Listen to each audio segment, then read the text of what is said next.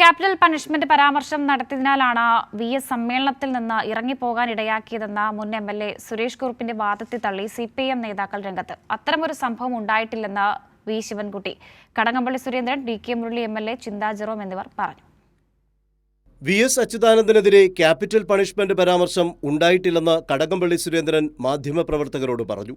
അങ്ങനെ ഒരു പരാമർശം ഉണ്ടായതായി താൻ കേട്ടിട്ടില്ലെന്നും തിരുവനന്തപുരം സമ്മേളനത്തിലും ആലപ്പുഴ സമ്മേളനത്തിലും താൻ പങ്കെടുത്തിരുന്നുവെന്നും കടകംപള്ളി സുരേന്ദ്രൻ കൂട്ടിച്ചേർത്തു. ഈ സമ്മേളനങ്ങളെല്ലാം പങ്കെടുത്ത ഒരു പ്രതിനിധിയാണ് ഞാൻ. ഈ സമ്മേളനങ്ങളെല്ലാം തന്നെ തിരുവനന്തപുരം ജില്ലയുടെ പ്രതിനിധിയായിട്ട് ചർച്ചയിൽ പങ്കെടുത്ത ഒരാളാണ് ഞാൻ എവിടെയും ഇത്തരമൊരു പരാമർശം കേട്ടിട്ടില്ല. ഇതെങ്ങനെയാണ് സൃഷ്ടിക്കപ്പെട്ടത് എന്നുള്ള കാര്യം അതൊരു അത്ഭുതകരമായിട്ടുള്ള കാര്യമായിട്ടാണ് തോന്നുന്നത്.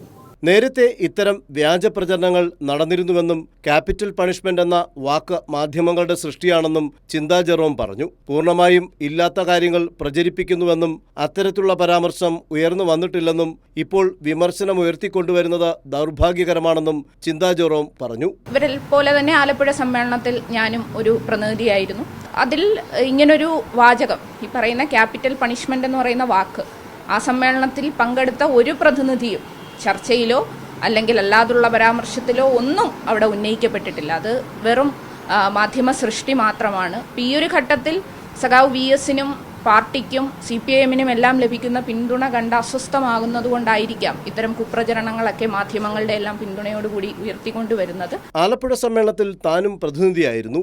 ക്യാപിറ്റൽ പണിഷ്മെന്റ് എന്ന തരത്തിൽ ഒന്നും സമ്മേളനത്തിൽ ചർച്ചയായില്ലെന്ന് DK മുരളി MLA പറഞ്ഞു.